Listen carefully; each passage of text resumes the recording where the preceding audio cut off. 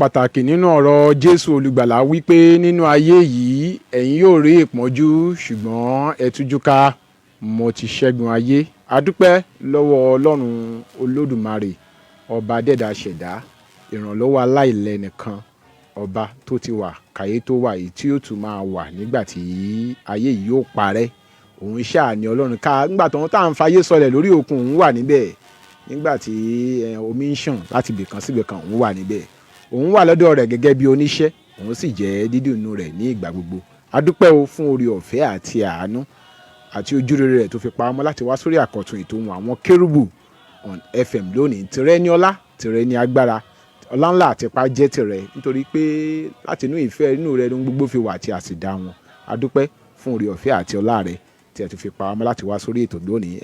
Bákan náà ni mo ń kí gbogbo àwọn ènìyàn káàbọ̀ sórí àkọ́tún ètò Ohun Àwọn Kerubu on FM lónìí, gẹ́gẹ́ bí Ọlọ́run Olódùmarè ti máa ń ràn wá lọ́wọ́ láti tẹ̀síwájú nínú iṣẹ́ mímọ́ rẹ̀, nítorí pé kì í ṣe nípa ipá, kì í ṣe nípa agbára, bí kò ṣe nípa agbára ẹ̀mí mi ni Ọlọ́run alààyè wí. A dúpẹ́ o fún agbára ẹ̀mí rẹ̀ tó ń ṣe aládé ohun gbogbo nínú ayé wa.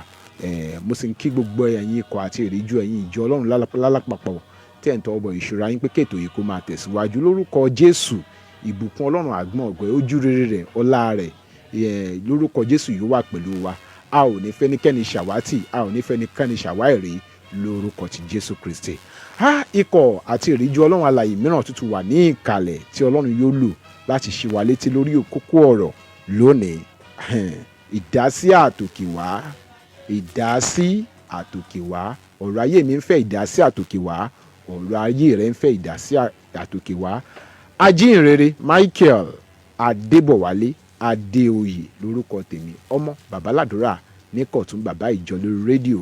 Ohun ẹni tí ń kígbe ní ìjọ ayé, ẹ̀tún ọ̀nà Olúwa ṣe. Ẹ kú àtàárọ̀, ẹ káàbọ̀ sórí ètò tòní.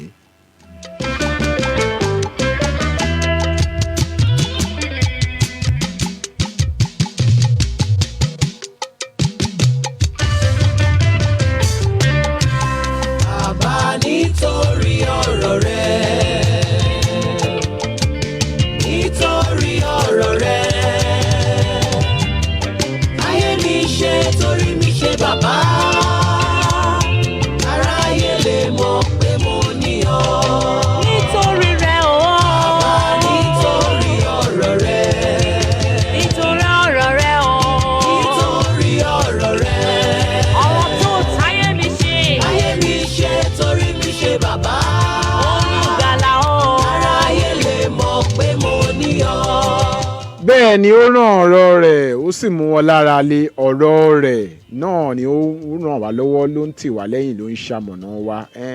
Àlejò pàtàkì fún ètò tòní, wọ́n ti wà ní ìkàlẹ̀ ní, wọ́n sì jẹ́ ọ̀kan lára àwọn ìránṣẹ́ Ọlọ́run láti agbo mímọ́ Sacred Cherubim and Seraphim Church Òṣìẹ̀lẹ̀ Parish tó wà ní Òṣìẹ̀lẹ̀ ní Abẹ́òkúta. Mo ń sọ̀rọ̀ nípa bàbá wa nínú Olúwa, Apostle Adekunle Ebenezer Adeniyi, Apostle Adekunle Ebenezer Adeniyi, àwọn ni àlejò wa nínú ilé ń bí. Bàbá wa, ẹ káàbọ̀ sórí ètò. Ẹ kú ọjọ́ mẹ́ta, olóòtú àti àwọn àtàjọ wà níbẹ̀. Ẹ bá kí gbogbo àwọn èèyàn tó ń gbọ́ wa nílé.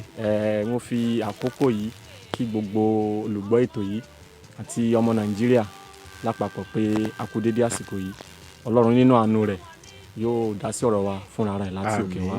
Àmín. Bàbá wa, tá bá ń sọ̀rọ̀ nípa ìdásí àtòkè wá, kí ló túmọ̀ sí gan, kí ló máa ń ṣokùnfà rẹ̀ gan-an? Ìdásí àtòkè wá gẹ́gẹ́ bí a ṣe fẹ́ ṣe àgbéyẹ̀wò ẹ̀. Ìdásí àtòkè wá túmọ̀ sí Ọlọ́run fúnra ara rẹ̀ kó dá sí ọ̀rọ̀ ènìyàn. So gẹ́gẹ́ bí we call it divine intervention. So it has to do with God himself directly involved himself in a situation.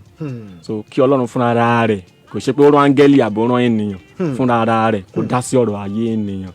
Àní a kì í dá sí ọ̀rọ̀ ayé ènìyàn lójú ìwòye àwa ènìyàn bí a ṣe ríra wa.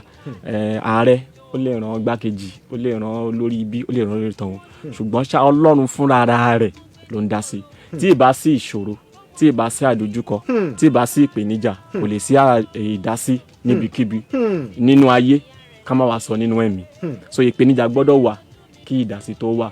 Kí ìdásí dẹ̀ tó wà, á jẹ́ wípé ohun tọ́lọ́run fẹ́ dá sí yẹn agbára ènìyàn kò ká ipá ènìyàn kò tó òye kò gbé kì í ṣe nípa ẹ̀kọ́ o kì í ṣe nípa pé mo lè gbàdúrà so ohun tí agbára èèyàn tá bá wo ohun tó ṣẹlẹ̀ sí Daniel rí pé bíbélì wípé ní ọjọ́ àkọ́kọ́ tó kúnlẹ̀ tó gbàdúrà Ọlọ́run dá lóhùn ṣùgbọ́n ṣá ìdíwọ́ wà lọ́nà fún áńgẹ́lì tó ń gbé èsì àdúrà rẹ̀ bọ̀ títí ìgbà tí Ọlọ́run tó dá sí i tó fi rán olórí ogun Michael láti ran áńgẹ́lì Gabriel lọ́wọ́ so ìdásí àtòkè wa túmọ̀ sí pé kí Ọlọ́run kó dá sí ọ̀rọ̀ ayé ènìyàn nígbà tí ipá ènìyàn pin nígbà tí ọgbọ́n orí ènìyàn tí kò lè ṣe mọ́ bóyá nípa àdúrà bí àwẹ̀ téèyàn rò pé kò sí ọ̀nà àbáyọ mọ́ nígbà yẹn l'Ọlọ́run máa dá sí i ní tí a lè pè ní ìdásí àtòkè wá nìyẹn. nínú ìwé Rúùtù orí kìíní ẹsẹ̀ kẹfà kákan tí ẹ kò bẹ̀rẹ̀ sí ní ìwé láti inú ìwé Rúùtù orí kìíní àti títí dé ẹsẹ̀ kẹfà ìrìn àjò Elimeleki àti Naomi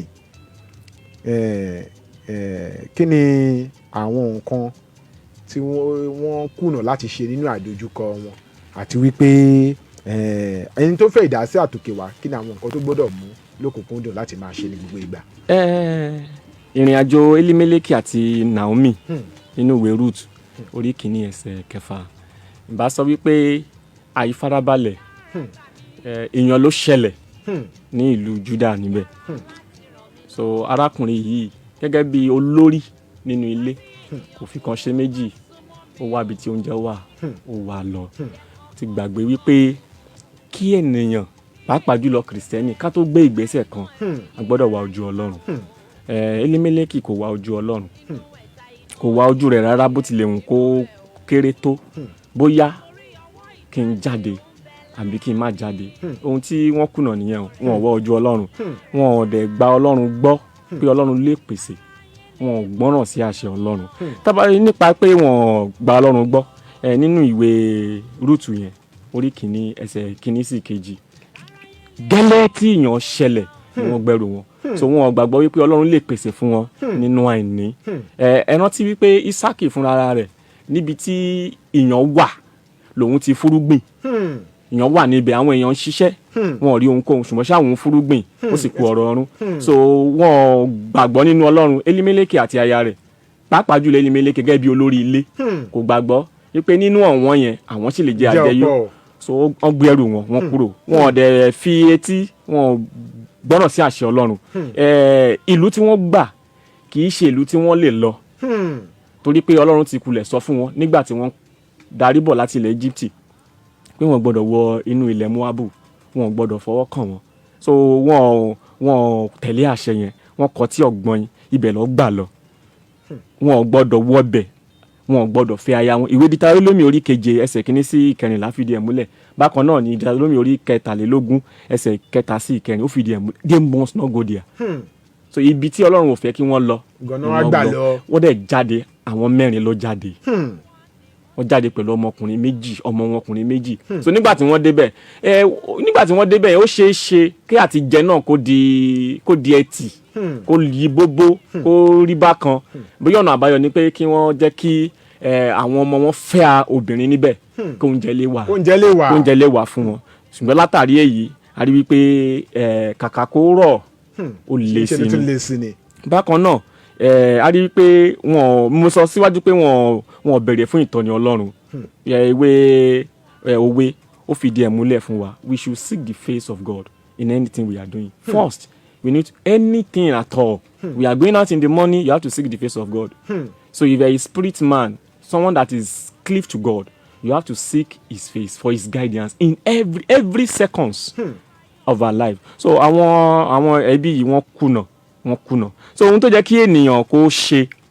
kó tó lè rí ìdásí àtòkè wá ẹ rí i pé wọn gbé àwọn ìgbésẹ̀ tó yẹ kí wọ́n gbé kí wọ́n tó for them to have that divine intervention gẹ́gẹ́ bí ènìyàn àkọ́kọ́ ká jọ̀wọ́ ayé wa fún Kristi so you cannot help me if you don't have anything in relation to me it will be very difficult for someone to tell you about me and you are willing to help me so there must be something linking us together so and for us to get linked to God we have to surrender every of our life to Christ and that is because he is the author and finisher of our faith he paid everything so nínú ohun gbogbo àkọ́kọ́ ní ká fàyè wá fún Jésù Kristi ká gbà á gbọ́ bí Olúwa àti olùgbàlà kì í ṣe wípé à ń lọ léèsìn ni pé àti jọ̀wọ́ rẹ̀ fún Jésù. Mo lè kó aṣọ àdúrà sọ́rùn kí n gbé bíbélì tó tóbi ìyẹn ò túmọ̀ sí pé mo mọ̀ Jésù.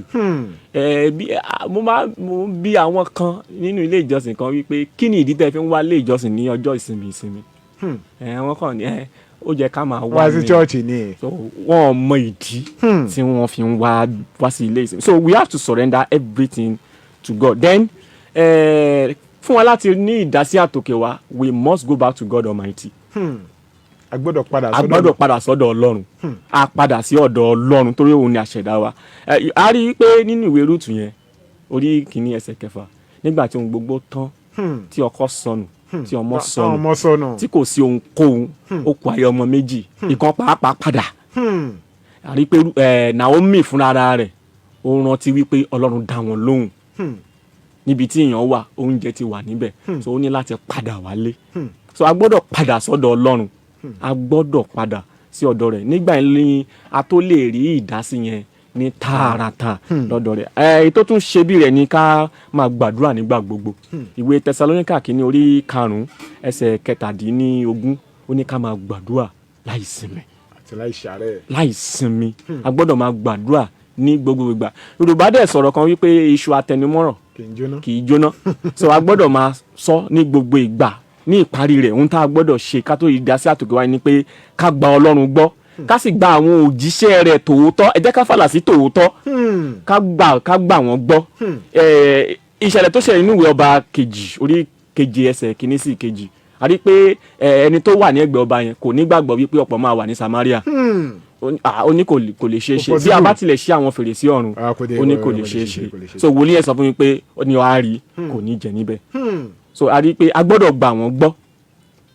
Àwọn ìránṣẹ́ Ọlọ́run kì í ṣe wòlíì nìkan o evangelist ìránṣẹ́ Ọlọ́run ni pásítọ̀ olùṣọ́àgùtàn ìránṣẹ́ Ọlọ́run ni gbogbo ìránṣẹ́ Ọlọ́run tòótọ́ a gbọ́dọ̀ gbà wọ́n gbọ́. Ohun tá a ní láti ṣe nìyẹn ká tó lè rí ìdásí àtòkè wa. Ètò Ohun Awon Kerubu on FM ló ń lọ lọ́wọ́lọ́wọ́ lórí ìkànnì Sweet 107.1 FM ní Òkè Tèmídire nílùú Abẹ́òkúta. Ìdásí àtòkè wa divine intervention ọ̀rọ̀ tí a mú jáde láti inú ìwé Rúùtù orí 1 láti ẹsẹ̀ 1 títí di ẹsẹ̀ 6 òun ni à ń gbéyẹ̀wò pẹ̀lú bàbá wa nínú Olúwa Apostle Ebenezer Adekunle Adeniyi ní àlejò pàtàkì tí wọ́n wà níbẹ̀. Ẹ jẹ́ ká dókè lọ́hùn ká mọ̀ wọn iṣẹ́ ìpínlẹ̀ owó tó wà nílẹ̀ lọ́lọ́kan ọ̀jọ̀kan wá sí ti ìgbọ̀nyìn. Ẹ ṣé púpọ̀ wípé wà pẹ̀lú wa lórí ètò. Bàbá nítorí ọ̀rọ̀ rẹ̀ bàbá o. Ọkàn alárẹ̀wá tí mi láyà Jésù. Bẹ́ẹ̀ni, ìpín ńlá ni èyí sí ọ fún ìjọsìn orúkọ mímọ́ Ọlọ́run alààyè láàrin àwọn olùsìn tòótọ́ tí ògo mímọ́ rẹ̀ ń tàn. Nínú ìjọ The Eternal Sacred Order of CNS Church, ògo ẹ̀rí tàn, onítẹ̀síwájú International, Ògénò, Tèmídire, Key Street Headquarters. Ọjọ́ Monday ní aago 9 òwúrọ̀, ìsìn àwọn aláboyún àtàwọn tó wojú Olúwa. Ìṣòro àwọn àfàdúrà jagun ní ọjọ́ Tuesday ní aago 11 alẹ́. Ìsìn àwọn wòlíì àti Ṣílò ní ọjọ́ Wednesday ní aago 9 òwúrọ̀. Gbogbo Friday àkọ́kọ́ nínú oṣù ní ìṣòro alágbára ní aago 11 alẹ́. Sunday school ní ọjọ́ ìsinmi ní aago 8 òwúrọ̀. Ìsìn ìdúpẹ́ ọjọ́ ìsinmi Sunday service yóò bẹ̀rẹ̀ ní aago 9 òwúrọ̀. Ó yá múra ká lọ jọ́sìn fún Olúwa nínú ìjọ The Eternal Sacred Order of CNS Church, ògo ẹ̀rí tàn, onítẹ̀síwájú International, Ògénò, Tèmídire District Headquarters, 18 Salima Ṣùgbẹ̀sán Avenue, opposite Crown Royal, Abiola Way, Abẹ́òkúta. Wòlíì Dámilá Stephen Adekunle JP, bàbá ògo, ni Olúwa ń lò fún iṣẹ́ mímọ́ rẹ̀ níbẹ̀. 0803-353-3002. Kó àníyàn rẹ̀ tọ̀ Jésù olùgbàlà wá. Kò sóhun tí ipá rẹ̀ lè ṣe láìsí ìdásí àtòkè wá. Jésù lolúwa. Ẹ tẹ́tí sí ìkéde pàtàkì yìí. True Spiritual Light of God Church Àgọ́ Ẹ̀sán ló ń kéde ló sì ń pe gbogbo ènìyàn láti wá bá Jésù olùdáǹdè pàdé nínú àwọn ìsìn àti ìpàdé àdúrà ọlọ́sẹ̀ọ̀sẹ̀ wa. Ìsìn Ṣílò ní gbogbo ọjọ́ Wednesday ní aago 10 òwúrọ̀ sí 12 ọ̀sán 10 a.m. to 12 noon. Ìsìn wákàtí kan pẹ̀lú Jésù ní aago 6 ìrọ̀lẹ́ sí 7 ìrọ̀lẹ́ 6 to 7 p.m. ní gbogbo ọjọ́ Tuesday. Àgbàyanu ìṣòro alágbára ní gbogbo ọjọ́ Friday bẹ̀rẹ̀ ní aago 11 àṣálẹ́ 11 p.m. Ẹ̀kọ́ ọjọ́ ìsinmi Sunday school máa ń bẹ̀rẹ̀ ní aago 9 òwúrọ̀ 9 a.m. nígbà tí tí ìsìn ìdúpẹ́ ọjọ́ ìsinmi Sunday service yóò bẹ̀rẹ̀ ní aago 10 òwúrọ̀ 10 a.m. nínú ìjọ True Spiritual Light of God Church Àgọ́ Ẹ̀sán tó wà ní nọ́mbà 11 Tẹ́júmọ́lá Estate phase 2 Arokoja Road Fàjọ́ Ọbántòkò Abẹ́òkúta. Senior Apostle Prophet DJ Adewumi, Minister in charge, His Eminence Prophet Dr. J.O. Adewumi, bàbá alákòóso fún ìṣọ́nà àdúrà àti ìgbaninímọ̀ràn nínú ẹ̀mí. Ẹ pè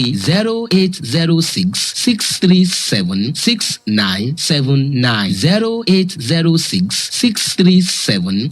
0806-637-6979. Jésù olùdáǹdè ń retí rẹ o.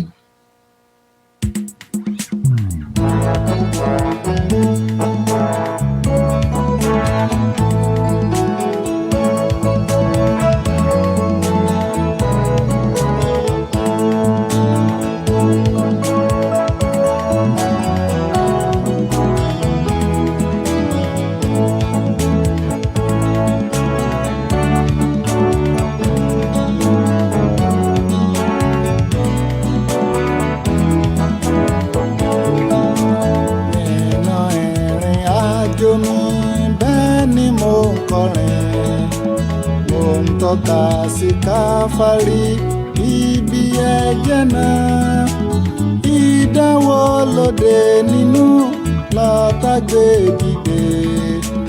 Jésù ló ń kọ́ mi là, ìṣẹ́gun dájú. Àmọ́ fẹ́ rí Jésù kí n má wojú rẹ̀, kí n má kọrin títí. ẹ ṣeun púpọ̀ wípé ẹ wà pẹ̀lú wa lórí ètò Ohun Àwọn Kerubu on FM ní ìrọ̀lẹ́ yìí. Fún ẹ̀yin tí a bá fẹ́ pè wọlé 0707-316-0403 0707-316-0403 0812-411-3677 0812-411-3677 ní nọ́mbà tẹ́ ní àǹfààní láti pèsè. Ìdásí àtòkè wá ní kókó ọ̀rọ̀ tí à ń gbé yẹ̀wò lórí ètò tòní. Bàbá wa tí wọ́n wà nílé pẹ̀lú wa ní Apostle Adekunle Ebenezer Adeniyi láti ìjọ Secrecy Annex Church Òṣìẹ̀lẹ̀ Parish tó wà ní Òṣìẹ̀lẹ̀ ní Abẹ́òkúta. Bàbá wa ẹ kú àtótónu àtẹ̀kan. Ẹ kú àtótónu àtẹ̀kan. Akínyìn sà. A dúpẹ́ lọ́wọ́ Ọlọ́run. Bàbá wa, àwọn ẹ̀kọ́ pàtàkì wo ni gbogbo ènìyàn àti orílẹ̀-èdè wa gbọ́dọ̀ kó nínú ìwé Rúùtù orí kìíní yìí? Ẹ̀kọ́ pọ̀ nínú ìwé Rúùtù orí kìíní yìí tá a gbọ́dọ̀ kọ́ bí ènìyàn. Ẹ gbà mí láyè, we have to be faithful. The faith must be there and we must be loyal. A rí wípé Rúùtù fúnra rẹ̀, she has the faith and she is very loyal. Kò ń ṣe sí Naomi nìkan, Ọlọ́run ní ìpinnu. Ó ní ìpinnu fún ayé Rúùtù bó tilẹ̀ jẹ́ pé Rúùtù kì í ṣe ẹ̀yà àwọn Júdà yẹn. Mo ṣe Ọlọ́run ní ìpinnu fún un. Ẹ rí i pé ibi tí Ọlọ́run ti lọ mú jáde wá kì í bí ìyá. Mo ṣe nítorí pé ọkàn rẹ̀ ṣe payá, ó fẹ́ ọkọ rẹ̀ dénúdénú, ó sì fẹ́ ìyá ọkọ rẹ̀. Ẹ rí i pé opera nípa tiẹ̀ ìyẹn ti padà. Ìyẹn ti padà yìí pé ó ti padà sẹ́yìn. For better for ètè wá bí gbà. The kindness and generosity must be, we learnt that. The kindness is there. The generosity is there. A rí pé Bóásì kò rí Rúùtù rí, ó kàn gbọ́ nípa rẹ̀ ni. And she is kind to her. And the generosity is there. He provided that. And the rí pé ìyẹn ó ṣe ohun tó dára nínú ayé Rúùtù àti Naomi. So gẹ́gẹ́ bí ènìyàn, ẹ̀kọ́ tá a máa rí kọ́ dáadáa ń bẹ̀ ni pé a gbọ́dọ̀ ní ìgbàgbọ́ dáradára. We must be loyal.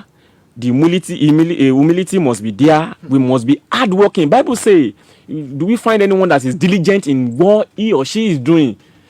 Bible says, he or she will not stand before mere man, but stand before kings. The diligence must be there.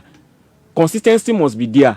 A gbọ́dọ̀ máa ṣe ní gbogbo ìgbà ká tẹpá mọ́ṣẹ́ tá à ń ṣe. Then gẹ́gẹ́ bí orílẹ̀-èdè, there's what we call inclusion and acceptance. We must be able to include the good ones. Ẹ má yẹ kí n sọ pé ká jẹ́ kí gbogbo ènìyàn mi máa sọ ní Yorùbá dáadáa that we should just include no, the good one, àwọn tí wọ́n lè gbé ìlú yìí débi tó dára a gbọ́dọ̀ jẹ́ kí wọ́n darapọ̀ and we must be able to accept them. So you see the lineage of Elimelech accepted Ruth wọ́n gbà wọlé and we see what come forth after that. Then gẹ́gẹ́ bí orílẹ̀-èdè faithfulness gbogbo adarí pátápátá ọkọ nínú ilé adarí ni ọ̀gá iléèwé adarí ni ọ̀gá ilé iṣẹ́ adarí ni ká tó wá sọ àwọn tó dipò òṣèlú mú faithfulness must be there. Ìṣòtítọ́ ó gbọ́dọ̀ àkọ́kọ́ ni a gbọ́dọ̀ ṣòtítọ́ nínú ohun gbogbo. We must be faithful to ourselves, to our community, to our followers, to our nation, to God. We must be very faithful. So if the faithfulness is not there, orílẹ̀-èdè yẹn ò lè tẹ̀síwájú. Then we must obey God. Obey God. Obey the Lord of the law of the land, the constitution of the land. Ká má tẹ òfin lójúmọ́lẹ̀. Ká má torí pé torí eléyìí ga ó lé ènìyàn ó jẹ́ ẹnìkan pàtàkì nínú iṣẹ́ ìránṣẹ́ ó kàwé ó wá ṣe ohun tí ò da àwa fọwọ́ra lórí. So gẹ́gẹ́ bí orílẹ̀-èdè a ò gbọ́dọ̀ ṣe àwọn nǹkan tó jọ báyìí. Àwọn tí a nílò láti kọ́ nìyẹn. Then the leadership there we must be able to lead. Èdè pé Bóásì ó ṣe kinní kan nígbà tí ó rí Rúùtù tó sùn ní abẹ́ ẹsẹ̀ rẹ̀ ó bí pé bolo ti wá ó ṣàlàyé fún un ó dẹ̀ mọ ohun tó fẹ́.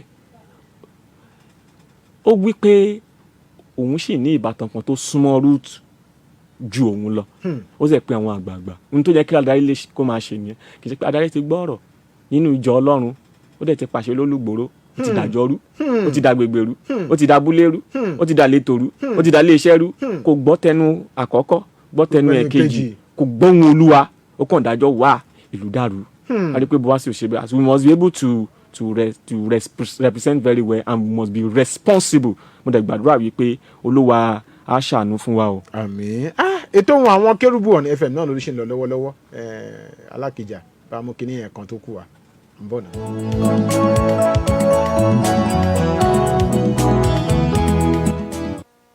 ẹ tẹ́tí sí ìkéde pàtàkì yìí. True Spiritual Light of God Church àgọ́ ẹ̀sán ló ń kéde ló sì ń pe gbogbo ènìyàn láti wá bá Jésù olùdáǹdè pàdé nínú àwọn ìsìn àti ìpàdé àdúrà ọlọ́sẹ̀ọ̀sẹ̀ wa. ìsìn Ṣílò ní gbogbo ọjọ́ Wednesday ní aago 10 òwúrọ̀ sí 12 ọ̀sán 10 a.m. to 12 noon. ìsìn wákàtí kan pẹ̀lú Jésù ní aago 6 ìrọ̀lẹ́ sí 7 ìrọ̀lẹ́ 6 to 7 p.m. ní gbogbo ọjọ́ Tuesday. àgbàyanu ìṣòro alágbára ní gbogbo ọjọ́ Friday bẹ̀rẹ̀ ní aago 11 àṣálẹ́ 11 p.m. ẹ̀kọ́ ọjọ́ ìsinmi Sunday school máa ń bẹ̀rẹ̀ ní aago 9 òwúrọ̀ 9 a.m. nígbà tí ìsìn ìdúpẹ́ ọjọ́ ìsinmi Sunday service yóò bẹ̀rẹ̀ ní aago 10 òwúrọ̀ 10 a.m. nínú ìjọ True Spiritual Light of God Church àgọ́ ẹ̀sán tó wà ní nọ́mbà 11 Tẹ́júmọ́lá Estate phase 2 Arokoje Road Fàjọ́ Ọbántòkò Abẹ́òkúta. Senior Apostle Prophet DJ Adewumi Minister in charge His Eminence Prophet Dr. J.O. Adewumi Bàbá Alákòóso fún ìṣọ́nà àdúrà àti ìgbaninímọ̀ràn nínú ẹ̀mí ẹ pè 0806 637 6979 0806 637 6979. Jésù olùdáǹdè ń retí rẹ o.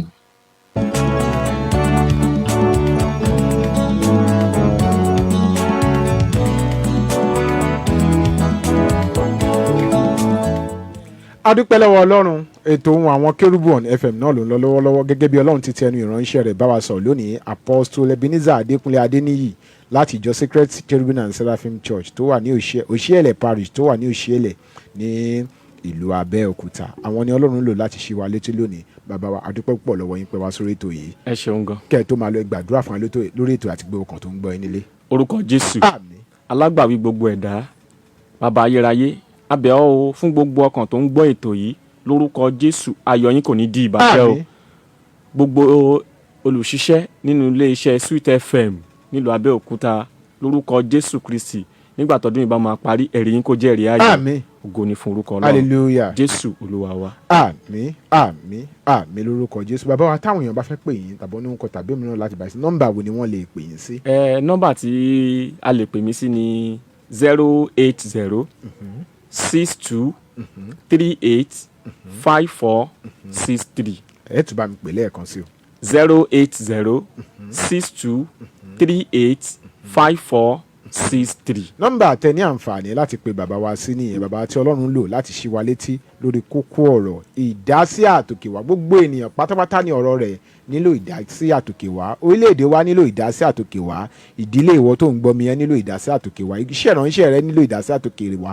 ìgbéyàwó rẹ nílò ìdásí àtòkèwá. yí àwọn ọmọ rẹ nílò ìdásí àtòkèwá. ìpè àti iṣẹ́ ìránṣẹ́ rẹ nílò ìdásí àtòkèwá. ìlera rẹ ó nílò ìdásí àtòkèwá. okòwò àti iṣẹ́ rẹ nílò ìdásí àtòkèwá. ipá, ọgbọ́n, ìmọ̀, ìwé tó kà, àwọn ènìyàn tó mọ̀, àwọn tó ń bá ọ dá sí ipa àwọn ò ká o, bí kò ṣe wípé kí ọba adẹ́ẹ̀dá ṣẹ̀dá lọ́run kò dá sí, nítorí pé bó bá ti dá sí báyìí wá rí pé gbogbo rẹ̀ yóò máa gún régé ni. lórúkọ Jésù ọlọ́run alààyè yóò fi àánú rẹ̀ yóò fi wà pẹ̀lú wa. Gbogbo ẹ̀ tí lọ́wọ́ ti di ká máa fèyí ṣe lọ lónìí. A ti dúpẹ́ lọ́gbọ́ ẹ̀yin ìjọ ọlọ́run alààyè tí ọlọ́run lò tẹ́ǹtọ́ ọbọ̀ ìṣúra yín láti máa mú ètò ìtẹ̀síwájú. A dúpẹ́ púpọ̀ lọ́wọ́ yín bàbá wa nínú Olúwa apọ́stélì Adekunle Ebenezer Adeniyi pé àpèwá sórí ètò. anígbàgbọ́ pé tá a bá tún pè nígbà mìíràn ẹ ó tún ní àǹfààní láti darapọ̀ mọ́ lórí ètò yìí. Ọlọ́run yóò ràn wá lọ́wọ́. tí ò ní dípẹ́ má wọrí Ọlọ́run á ràn wá lọ́wọ́. adúpẹ́ ètò Ohun Àwọn Kerubu on FM ó ń tẹ̀síwájú nílé iṣẹ́ Sweet 107.1 FM ní òkè Tèmídire nílùú Abẹ́òkúta. Tósìn Ṣóyọ́yè tíṣù mo kí ọ ń bẹ̀ yẹn, mo kí ọ dáadáa ọ̀rẹ́ mi dáadáa ni. Sọ́ní Sodiq mo kí wọ́n náà dáadáa, àjọ ń ṣiṣẹ́ pọ̀ ní fún ìtẹ̀síwájú. Láìdé Alákìjà lọ́lọ́ bọ́tìnì tó ń gbé sókè tó ń gbé sílẹ̀ tó ní kò gbọ́dọ̀ dàrú kò gbọ́dọ̀ fọ́nká, ó gbọ́dọ̀ máa tẹ̀síwájú. Adúpẹ́ o gbogbo ẹ̀yin ènìyàn wa nínú ìjọ Secret Annex Church Ebenezer Muriel Parish akíyín lórúkọ Jésù. àlàáfíà Ọlọ́run àlàyé yóò jùmọ̀ wá pẹ̀lú wa. fún ẹ̀yin tẹ́ bá ní ohun kan tàbí òmíràn láti bẹ́ẹ̀ mi atọ́kùn ètò Ohun Àwọn Kerubu on FM, so ẹ ní àǹfààní láti pè mí sórí nọ́mbà yìí 081-655-372-83 081-655-372-83 ní nọ́mbà tẹ́ ní àǹfààní láti pè mí sí nígbàkigbà tẹ́ bá lóhun kan tàbí òmíràn láti bá mi sọ. WhatsApp line mi náà nìyẹn. Ọlọ́run alààyè yóò jùmọ̀ wá pẹ̀lú wa. ẹ jẹ́ ká máa fèyí ṣe lọ. wàhálà, ìbànújẹ́, ẹkún, ọ̀fọ̀ kò ní ráyè lọ́ọ̀dẹ ẹnikẹ́ni nínú wa. Ajínrere Michael Adébọ̀wálé Adéoyè lórúkọ tèmi, ọmọ bàbá ládùúrà ní Kọ̀tún, bàbá ìjọ lórí rédíò, ohun ẹni tí ń kígbe ní ìjọ ayé ẹ̀tún ọ̀nà Olúwa ṣe. àlàáfíà Ọlọ́run alààyè yóò wà pẹ̀lú wa. kó tó dọ̀sẹ̀ tó ń bọ̀ lórúkọ Jésù, ohun tó ń pa ọlọ́kùn yẹn ẹ̀mí mímọ́ á dá sí, ju ọgbọ́n rẹ lọ ju ìmọ̀ rẹ lọ, ọba adẹ́ẹ̀dá ṣẹ̀dá yóò dá sí. a ó fa ayọ̀ pàdé lọ́sẹ̀ tó ń bọ̀. ìbànújẹ́, ẹkún, ọ̀fọ̀, wàhálà àti ìdààmú kò ní ráyè lọ́ọ̀dẹ ẹnikẹ́ni nínú wa. Shalom, shalom. ìjà tán.